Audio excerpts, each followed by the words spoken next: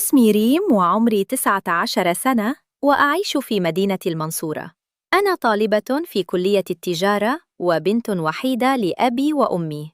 كنت دايماً بأفتخر إني لي أب وأم، وإن بيتي زي القلعة اللي بتديني أمان وسند. أمي الله يسعدها دايماً كانت وصايتها لي مش بتنقطع: خدي بالك من نفسك وخلي بالك من أي حد غريب يقرب منك، وقوليلي على كل حاجة تحصلك، وأنا وأبوكي هنا عشان نحميكي من الدنيا.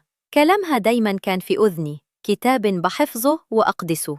أبويا كان بيشتغل في سوبر ماركت بعيد عن البلد، محل صغير فتحه من سنين عشان يوفر لنا عيشة كريمة.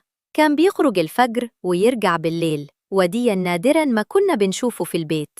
أنا كنت بدركه في المحل وأنا راجعة من الكلية عشان أشوفه وأحضنه، لأني لما كان بيرجع بالليل أكون أنا نايمة. الفرق بينهم كبير، مش في العمر بس. أبويا عنده 45 سنة وأمي 40، لكن في كل حاجة تانية. أمي متعلمة وجامعية، وأبويا بسيط دبلوم وما بيشتغلش بالتكنولوجيا. لسه تليفونه القديم اللي بأزرار معاه، مش بيفهم في النت ولا الفيسبوك. دايماً شايل همي وهم مستقبلي، بيشتغل عشان يجمع لي جهازي. أما أنا فحياتي بسيطة، برجع من الكلية ألاقي أمي عاملة الغدا، أتغدى وأدخل أنام من التعب. كلية التجارة بعيدة والمواصلات منهكة، لكن من حوالي 5 شهور ابتديت ألاحظ حاجات غريبة. أمي اللي عمرها ما كانت بتمسك موبايل كتير فجأة بقت متعلقة بيه. بتصحى بالليل ألاقيها قاعدة في السرير جنب أبويا النايم وماسكة التليفون وبتكتب، وكل ما تعمل أي حاجة غلط حسيت إنها بتهرب مني. لو قربت منها تسرح بسرعة تقفل الشاشة وتعمل نفسها نايمة. الموبايل بقى صديقها اللي مش بتفرقه. الوسوسة بدأت تآكل في قلبي، بدأت أشك إن في حاجة غلط، حاجة مش طبيعية. عقلي بيصرخ: إيه اللي أمي بتعمله؟ ليه بقت خايفة كده مني؟ ليه بتخبي الموبايل؟ ما كنتش عايزة أصدق إن في حاجة وحشة، لكن كل تصرفاتها كانت بتقول العكس. بدأت أدور على فرصة، أي فرصة عشان أفتح موبايلها وأعرف السر اللي مخبياه جواه. الموبايل ده كان بقى باب مقفول على سر كبير، وأنا كنت عايزة أفتحه بأي طريقة. السؤال اللي بقى يدور في دماغي: هل اللي أنا شاكة فيه حقيقي، ولا أنا بتوهم وبفكر في حاجات مش موجودة؟ فضلت على الحال دي كذا أسبوع. كل يوم كان بيزيد شكي. أمي بقت أكتر تعلقاً بالموبايل، وبقت ضايقة من أي حد يقرب منها أو يسألها في إيه. حسيت إنها مش موجودة معانا، عايشة في عالم تاني. لغاية ما جه اليوم اللي استجابت فيه دعواتي أو لعنتي. كنت راجعة من الكلية متأخرة شوية، وأمي قالت لي إنها داخلة تاخد دش. سابت الموبايل على السرير في أوضتها. قلبي دق بسرعة جنونية، دي الفرصة الوحيدة. دخلت أوضتها بهدوء، اتأكدت إنها في الحمام وقفلت الباب عليها، ومسكت الموبايل بإيدين مرتعشتين. حسيت وكأني بسارق في بيتي. دخلت على طول على برامج تشات، فتحت الواتساب، ما لقيتش حاجة. فتحت الفيسبوك، وهنا كانت الطامة. لقيت حساب تاني، حساب سري أنا أول مرة أشوفه. أمي عاملة صفحة مزورة عشان تتكلم مع حد. دخلت على الرسايل وما لقيتش غير محادثة واحدة بس مع شخص واحد. فتحتها وبدأت أقرأ. يا إلهي، قلبي وقف. حسيت إن الدنيا اتقلبت وإن الأرض بترج من تحت رجلي. الرسائل مش مجرد كلام حب عادي، كانت مليانة كلام غرام، كلام ما ينقلش بين أجنبيين. والأسوأ، لقيت صور لأمي بلبس أنا ما أقدرش حتى أتخيل إنها ممكن تلبسه، ومرسلاها ليه. حسيت بالغثيان، بالصدمة، بالخيانة. مش مصدقة اللي بشوفه. طلعت موبايلي وصورت كل حاجة: الشاشة، الرسائل، الصور. صورت فيديو كامل للشات عشان يبقى معايا دليل قاطع. وبعد ما خلصت رجعت الموبايل مكانه وخرجت من الأوضة وأنا مكسورة الخاطر، مش قادرة أستوعب. اللي شفته ده معناه إن أمي بتخون أبويا، وده معناه إن وصيتها ليا كلها كانت نفاق، وإنها مش قد المسؤولية اللي دايماً بتتكلم عنها. ولسه معرفتش الحقيقة الكاملة. اللي اكتشفته كان مجرد قمة جبل الجليد. السؤال اللي رن في ودني: مين الراجل ده؟ وأنا رايحة أكشف الصدمة الكبيرة، ألاقي الصدمة الأكبر في انتظاري. مين الراجل اللي أمي بتكلمه وتبعت له صورها؟ كنت في حالة صدمة، مش قادرة أصدق إن أمي ممكن تعمل كده، بس الألم الأكبر كان في معرفة مين الشخص اللي بتكلمه. بعد ما فتحت الرسايل لقيت اسمها عماد. عماد ده جوز خالتي، أخو زوج خالتي، اللي أمي بتروح لهم كل أسبوع تقريباً. وقفت مكاني، حسيت إني هقع. يعني إيه أمي بتكلم جوز خالتي بالطريقة دي؟ يبقى إيه اللي بيحصل وهي رايحة عندهم؟ كل حاجة بقت واضحة. كل مرة كانت تقول رايحة عند خالتي، وكل مرة كانت ترجع متغيرة أو مش موجودة. كل ده كان معناه إنها مش عند خالتي، كان معاه هو. أمي بتروح له وهو لوحده في البيت، ولا خالتي عارفة وبتغطي عليها؟ مش عارفة، بس اللي أعرفه إن الخيانة مش بس كلام، ده فعل. خيانة مزدوجة ليا ولأبويا. قررت إني مش هسكت، مش هقدر أسكت، ومش عايزة أظلم أبويا الغلبان اللي طول عمره شغال عشاننا. بس برضو خفت لو قلت لأبويا يطلقها وتنهار البيت، أنا هتظلم وهخسر أمي. فكرت أكلمها أنا وأقولها إني عارفة، بس خفت من رد فعلها، يمكن تنكر، يمكن تعمل مشكلة أكبر. فضلت صامتة كم يوم بدعي ربنا يهديها ويبعدها عن الحرام، لغاية ما جاء اليوم اللي قالت فيه أنا رايحة عند خالتي بكرة. لقيتها قالت كده، قررت أنزل معاها. قلت لها ماما أنا هاجي معاكي. على طول وشها اتغير وصوتها ارتفع، أمال الكلية والذاكر، انتي رايحة فين؟ اقعدي في بيتك. ساعتها أبويا كان موجود وقال لها خليها تروح معاكي تغير جو شوية. ما كانش يعرف إنه بيدمرني بكلمته دي. نزلت معاها وهي زعلانة مش راضية تكلمني. وصلنا قدام بيت خالتي، رنت الجرس، فتح لنا جوز خالتي. أول ما شافني معاها حسيت إنه اتخض ووشه اتغير. قال بصوت متلعثم أهلاً أهلاً، اتفضلوا. دخلنا البيت وما لقيتش خالتي ولا عيالها. سألته في خالتي؟ قال لي أمها تعبانة وراحت تزورها. هنا الموقف بقى محرج ومخزي. أمي جاياله وهو لوحده في البيت.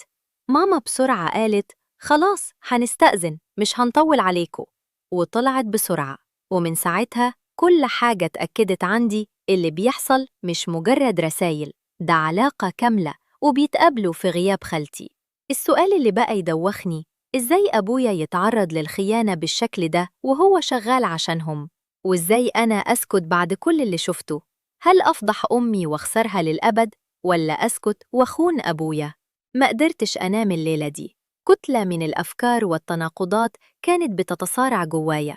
على ناحية أمي اللي ربتني وأتمنى أشوفها دايماً في عيونها، على ناحية تانية أبويا الغلبان اللي شغال ومصدر رزقنا وكل همه إني أكون مبسوطة. أيهما أولى بالولاء، اللي خان ولا اللي خانوه؟ بعد تفكير طويل قررت إني لازم أبويا يعرف الحقيقة، مش عشان أكسر البيت، لكن عشان معيش عمر كله وأنا حاسة إني خنت أمانته وضيعت حقه. بعد يومين روحت له المحل، كان واقف ورا الكاونتر متجهم الوش زيه زي كل يوم. أول ما شافني خرج برا، حضني وسألني مالك يا ريم، باين عليكي تعبانة. معرفتش أبدأ. قلت له بابا أنا عايزة أقولك حاجة بس خايفة. حضني أكتر، قولي يا بنتي أنا معاكي، مفيش حاجة تخافي منها. أغمضت عينيا وطلعت له الموبايل وفتحت الفيديو اللي صورته وقلت له بابا أمي بتكلم واحد تاني وهو جوز خالتي. فضلت ثواني ساكت بيبص في الفيديو، بعدها لقيت دموعه بتنزل بصمت. لأول مرة في حياتي أشوفه بيعيط. قلبي اتقطع عليه. قلت له بابا أنا أسفة، أنا ما كنتش عايزة أجرحك بس ما قدرتش أسكت. مسح دموعه وقال لي بصوت مبحوح روحي البيت يا بنتي وخلي الرسالة دي عندك وبلاش تمسحيها. رحت وأنا مش عارفة هو ناوي يعمل إيه. بعد ساعتين بالظبط لقيته داخل البيت. أمي كانت قاعدة في الصالة، استغربت من وجوده بدري. قالت له مالك، مش عوايدك تيجي بدري كده؟ بص ليها بنظرة ما قبلتش أفسرها وقال تعالي عاوزك. قعدوا في الصالة وأنا في أوضتي بسمع كل كلمة. قال لها أنا مقصر معاكي في حاجة؟ استغربت، لا إيه الكلام ده؟ رد عليها أنا عايز أسمع منك بالذات الكلمة دي، لأني عرفت كل حاجة. عرفت إنك بتخونيني مع جوز أختك. أمي وقفت مكانها مش قادرة ترد ولا تفتح بقها. وقعت علينا القنبلة. هو طلقها على طول، ما كانش فيه مجال للكلام أو الدموع أو الندم، كل حاجة انتهت في دقايق. أنا اللي كنت السبب، اللي كنت أتمنى أصلح البيت بقيت أنا سبب خرابه.